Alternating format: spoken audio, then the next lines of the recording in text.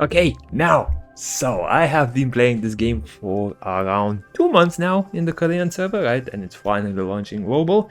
So, from all the experience that I've had so far, I have made 10 tips and tricks, or like 10 mistakes you shouldn't make in order to have a successful experience with this game, right? And I'll try to first of all introduce what it is and then talk about why you should or shouldn't do certain things in the game, right? So let's get started. So first of all, let's talk about the units, and the first thing I want to mention is in this game you do not want to power up more than 5 units and build more than 15 of them. So the reason for that is the most that you will need when it comes to various PvP modes, story modes, all of that is a maximum of 15 units. Now there is a single mode where you do need more units than that. However, it is quite easy to overcome it with pretty badly built units, so you shouldn't really focus on that too much, right? But the reason you want to power up 5 units only is because of the soul linking system. So once you go into the menu here and you click second to the last menu, you will be brought up to this, at least what I like to call soul linking menu. And what this means is essentially every unit that is registered in here, and you can see that there's quite a few slots in here. Some of them will be free and then you will need to unlock them with crystals. I believe the first ones are like 50, then it's 100, 150. Now for me the second one is 200. It shouldn't be too expensive moving forward, right?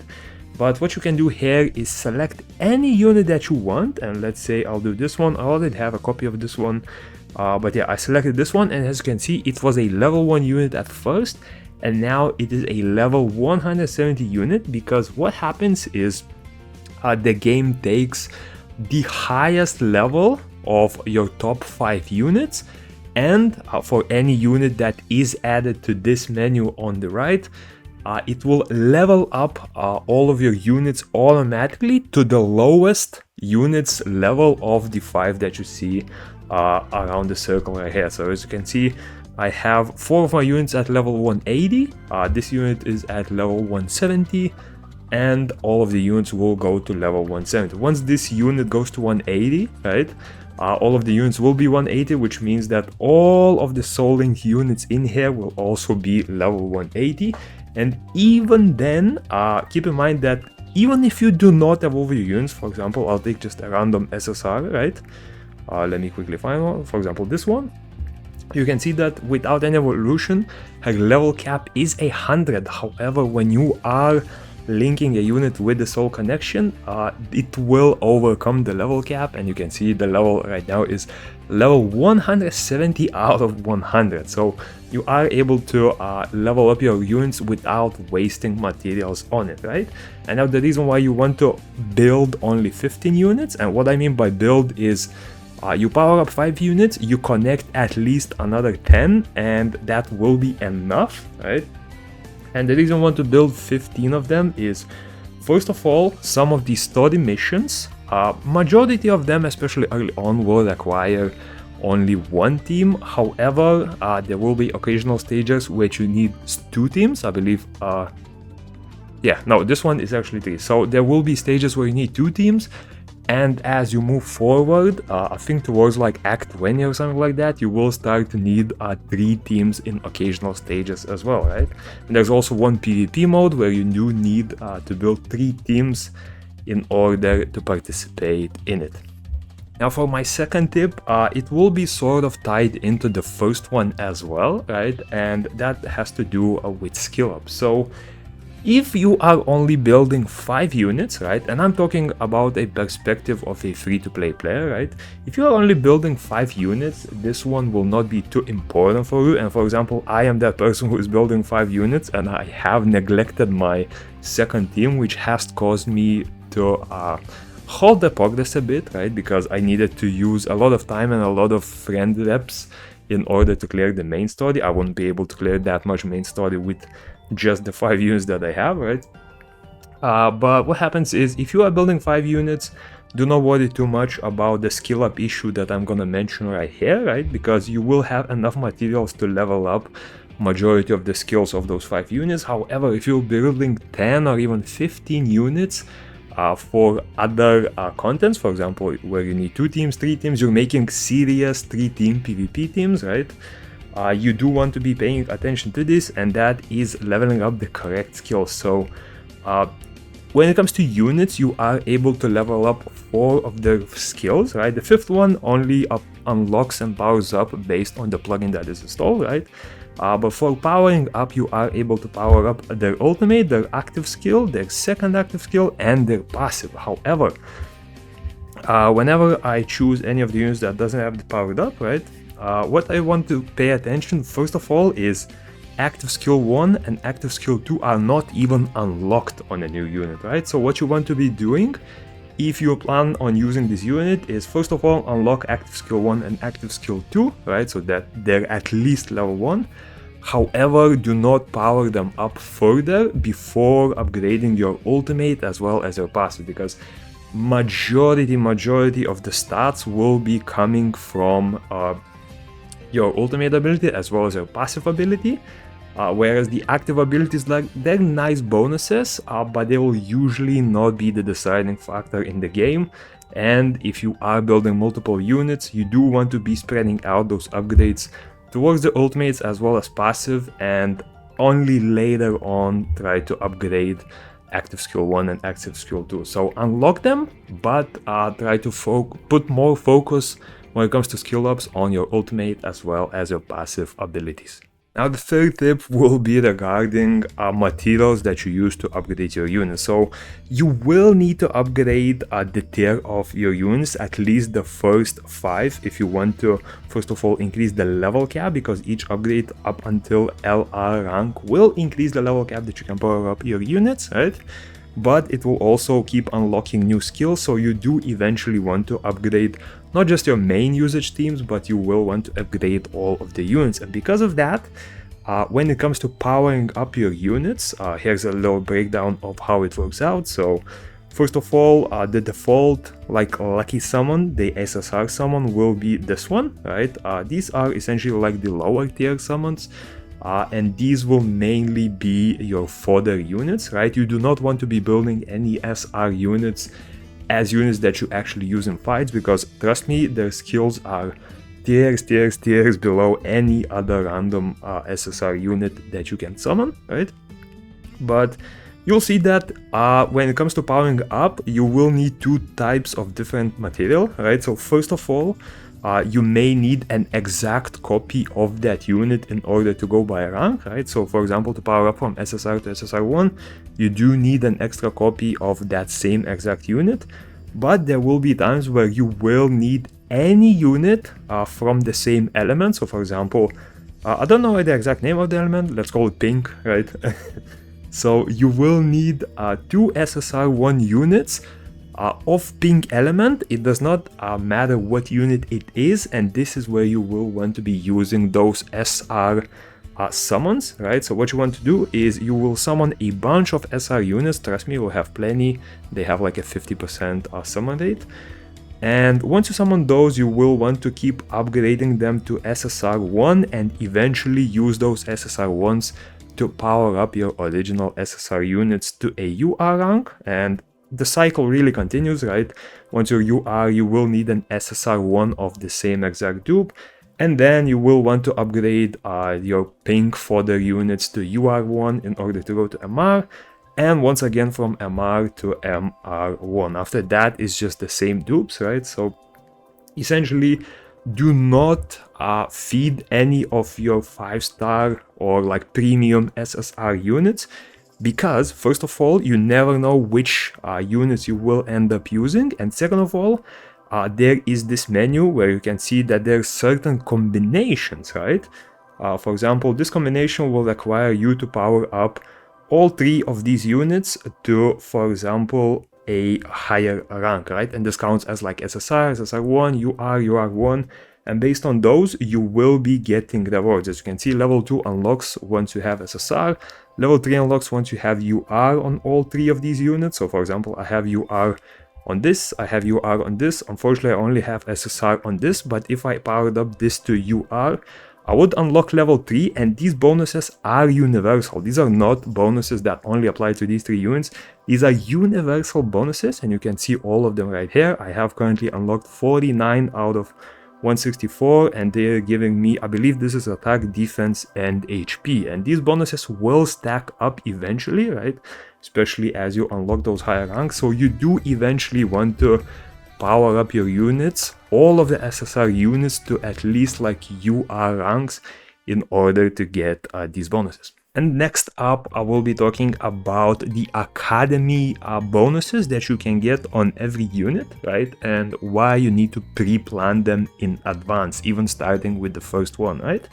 So, there will be 3 of these badges that you can get from the Academy, and as you can see, there is either an option to get one of the sets or another one of the sets, right? So for example, this is like a slot 1, let's say, and I have 3 in each of the slot 1s, and there this slot 2, right? So, and I have a badge in each of the slot 2. And how this works is there is this Academy building once you enter up your town, as soon as the game stops lagging. Right, at the very top right here, you can see the Academy. At first, only this one will be unlocked for you, but as you progress, you will unlock the second and the third tier of the Academy, right? Let's just visit the second one, why not? And what you want to be paying attention to is the slot in which you are putting this. And I would say this will really start to matter, I guess, once you unlock the second one, because with the first one you are still able to freely change them, but for starting with the second one, let's say you have an attacker, right? Like this is a bruiser slash attacker for me, right? And you want to have one build that is, let's say, more tanky, more sustain based, and the second build that is more like DPS based. And you can see I already have, I have one medal here, maybe I have one where I have 2. Yeah, this one. So let's say I want to have one that is more DPS based, and the second one is that's more like HP based. So there are 2 slots in each Academy training, and you can train into any of the slots. However, you are only able to use a combination of the exact same placements where you have placed them. So for example, if I go to the unit, right, let's say I did the Academy, I got 2 of those, right, and I want to go into the battle. And when in the battle, I go to the modification button, right? Let me quickly actually just add her to the team. I believe she might be in one of the teams. Let me quickly check right here. And yeah, she's in the team. So as you can see, I'm talking about this unit specifically. You go here, you go to the selection, and you can see that it has the first badge selected. And this is from the first Academy, this is from the second, and this is from the third one, right? At first you only have 1, later you unlock the third, second, and third one. What this means is, for example, you have created a DPS build in the first slot, right? You added the DPS one here, but you accidentally added the DPS badge into the second slot for the third Academy, right? You are not able to swap them in any way, and you are only able to select either to use everything from slot 1 or to use everything from slot 2. So what I want to mention by this is, when choosing the Academy upgrades, make sure to pre-plan where you will be placing your badges when it comes to your builds, right? Because if you decide to do like a DPS build and then a tank build, and then you place your DPS first Academy badge in the first slot, the DPS second Academy badge in the second slot, and accidentally place a badge from the third Academy in the second slot, you will not be able to use the full DPS combo, because they will be split out and you will need to get a new badge for it. And trust me, it's very annoying to get badges with specific stats, especially when they reach 5 substats, right? So make sure to choose where you put them, remember them, write it down, I don't know, just make sure to not put different builds into different slots when you do the Academy. Now for the 5th tip, it will be a quicker one, right? And this will do with crystals or star bits or whatever they're called, right?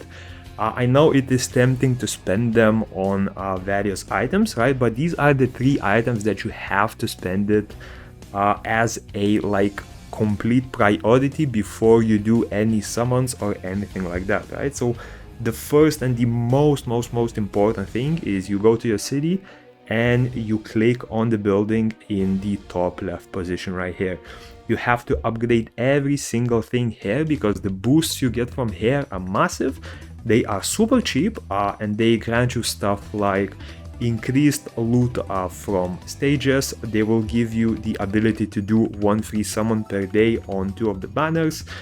They will give you the ability to do 2 refreshes of 2 hours of AFK loot right here, right? Let me just quickly show you. So this is where you actually get your AFK loot, right? It counts for 16 hours, and as you can see here, you can get loot every hour. So every hour I get 733 gold, 977 things per minute. I think it's like XP or whatever, right? And what you can do here is you can get 2 hours worth of loot instantly, right? By default this will be 3, but once you upgrade it will go up to 4 and will go up to 5. And basically what you're getting is every day you will get free 2 refreshes right here, right? Because by default you get 1 free one, and once you upgrade you will get 3 free ones. On top of that, this is the second thing you want to be spending your crystals on. Make sure to do both of these refreshes. One will cost you 50 and the other one will cost you 100. And this is super important because this material specifically will be the main bottleneck in your game, and the more of this material you farm, the better off you will be. And of course the last thing you want to be spending your star bits on is unlocking those extra soul connection spots, because trust me, you will want to play around with more units, first of all because of content, and second of all most likely because you will want to be testing some of them out. So make sure to unlock at least a minimum of 10 spots in here, right? But I do recommend using a bit more, because again, like as more units release you will want to be building more and more teams, and this is just a free way to get a super high level unit pretty much for free. And now for my 6th tip is, this is a weird one and I know this will be a little bit of a struggle especially whenever a new server releases, right? But once you are in the city you want to be clicking on this friend icon, and yes, there are friends, right? You do want to fill up your list as soon as possible because the items you get here will allow you to summon. You can get 60 of these medals per day, whether you receive gifts or send them, right? And each 15 medals will be a free premium summon, so essentially you are getting 4 summons per day as long as you are able to get 60 of these medals. It shouldn't be an issue, right? People are able to just randomly send you friend requests. As you can see, I have plenty piled up just from random people sending them, right? But yeah, apart from filling up your friend list with any friends, right? I want you to really emphasize on getting 4 friends that are hopefully higher level than you, right? Because this will be super important when it comes to clearing harder stages, right? So at first you will be able to clear story mode acts quite easily, right? I would say first 10 acts shouldn't be an issue at all, right? But later on there will be stages such as this one where you need 2 and eventually 3 teams to be built, right? And this can be a little problematic, especially if you do not have the materials like I do in order to build multiple teams, right? So what I would really put a lot of focus on is, for example, once you meet a stage like this, right? And let's say you only have 2 of your teams built. What you can do is, instead of trying to build a pretty shitty 3rd team and most likely losing the match, right? You can instead put whatever random units you have in here, use a friends rep that is actually super strong. So once you go here, you click this button right here and it will show you friends units that they allowed you to share, right? And if you do have a lot of stronger friends, or at least have a minimum of 4, you can use a very strong unit, and as long as the unit is like, I would say 40-50 levels above the enemies, it will be able to solo 1v5 the whole enemy team, right? And the reason we want 4 is because When it comes to friend webs, you are able to use help from your friends 2 times a day regularly, and on weekends you are able to use it 4 times, at least on this server. I'm not sure how it will happen on the main one, but I believe it should be the same.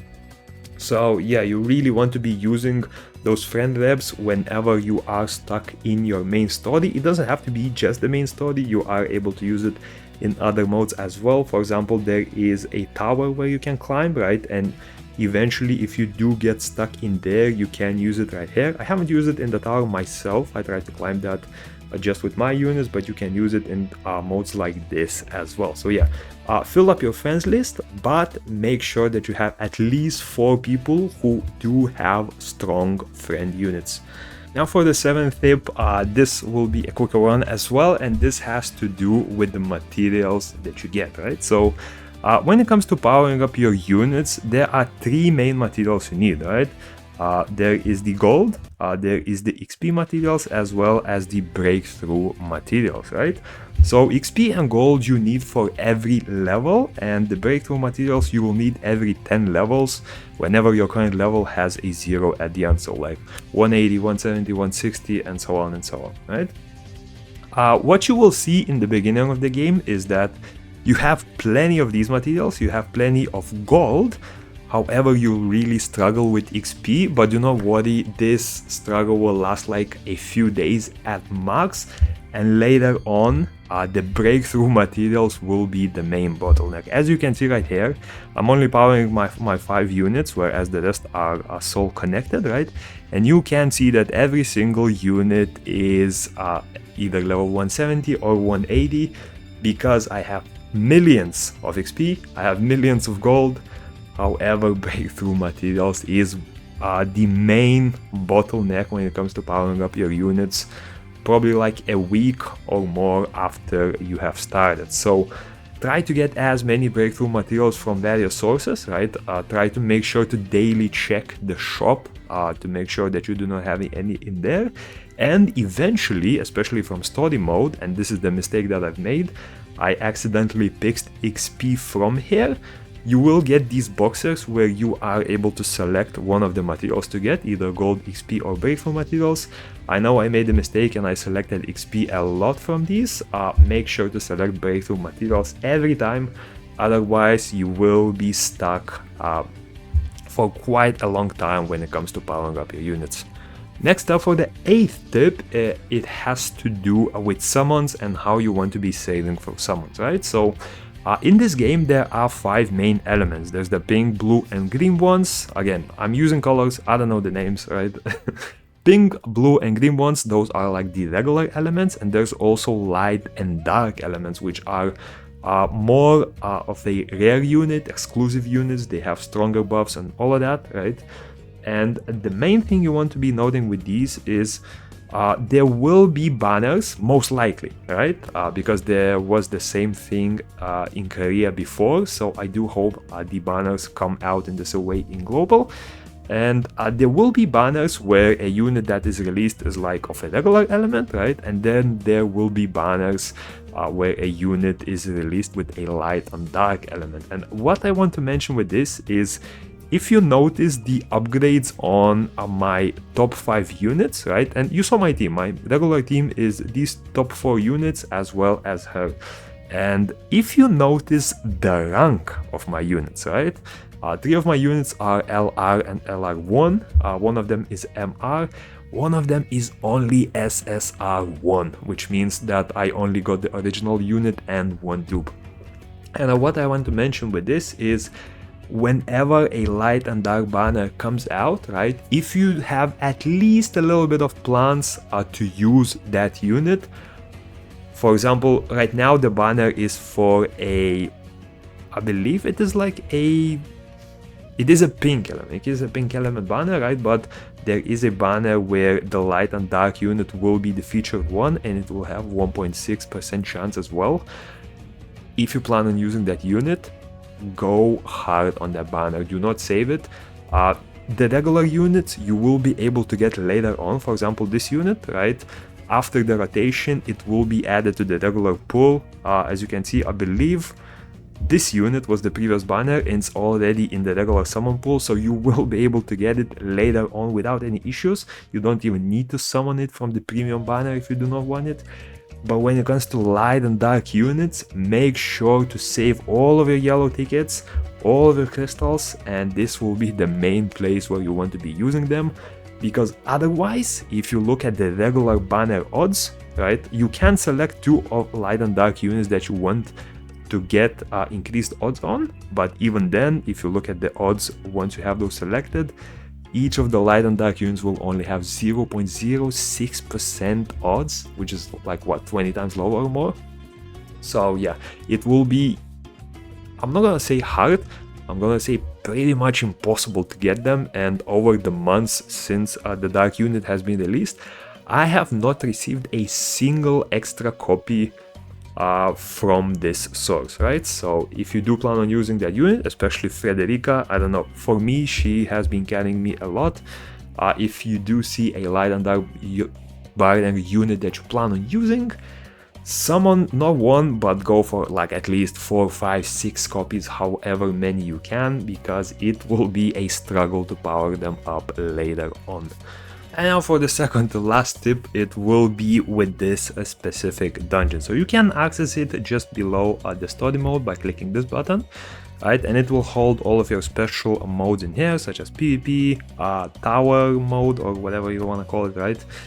But this, I want to pay attention to this, and because in these dungeons, the main thing you will see are the tokens that you get. So right here, next to the, like in the white background, you can see that there's red, green and blue tokens, right? And those tokens are used to power up your overall stats for that specific element. So once you go to the city, right, you click on the menu, I believe it is this one, and you can see that you are able to power up your units using these tokens, right? So first of all, it will use gold and tokens to upgrade these, and once the full circle is done, you will power up the middle, right? But what I didn't realize for the longest time is it doesn't help just that, there's also a hidden bonus on top of it. So if you go in here, you'll see that there's this 106 points that I currently have on it, right? And these points are essentially a total of the levels that you have completed in here. And what it does is, based on the level, you also get another bonus in here. So what it does is, the first one will showcase, actually I will translate it for you right here, increased damage from favorable elements. So for example, if you have element advantage, it will increase your damage on enemies, and the second column will showcase reduced damage that you take from enemies from unfavorable elements. So yes, every few days, at least that's my recommendation, try to progress through these. I believe all 3 of them are open on Sundays, so you can use that day to try to progress on all of them, because the more you progress through here, the easier the rest of the content will be for you. Last tip, it will be regarding a certain item that you have, right? So I'm talking about the 4th item right here, and these are not the friendship tokens that you use to summon units, but the friendship tokens that you get some loot from. And if you look at the available loot pool from these, you can see that the items you get from these are quite valuable, right? Like these are crystals, these are plugin summons, regular unit summons, 30 pieces, you need 50 for a full SSR unit, and an SSR ticket, which basically just grants you a full SSR unit, right? And the way you get these tokens is from other friends using your rep units, right? And what you want to do is, you will go to the menu right here, and you click the second option in here, right? And in here, you are able to set up a unit that your friends can use. You can actually set up 2, right? So essentially, you want to be setting these up as soon as possible, because the sooner you set these up, the more premium rewards you will be earning, right? And you do want to be setting up the units that, first of all, are useful. However, you shouldn't be setting up units that are too common. So for example, I'm not doing this myself because I'm not too familiar with like earlier meta in Korea, right? I started quite late for the server, but essentially what you want to be doing is, because whenever you use a friend's unit, you cannot have the same unit on your team, right? So you don't want to be setting a unit that is super popular. For example, I believe this one will be quite a popular unit in the server whenever it launches, right? So you don't want to be setting a super popular unit. However, you still want to be setting up a unit that is strong and is able to clear certain content. So you have to find like that fine-tuned balance, because if a person is using this unit in one of their teams, they kind of cannot use it in any of their other teams, right? Even if the stage requires 2 teams, you cannot use it in any of the teams once you use it yourself. So yeah, make sure to set it up, and make sure to set up a unit that is good, however that isn't too common, so that the other players are not able to use it at all. And yeah, that's about it when it comes to the 10 tips and tricks I have for this game. If you do have any questions, feel free to let me know in the comments. I'll make sure to answer them with any information that I do have about the game. And yeah, make sure to stay tuned for further videos on Starseed. Peace.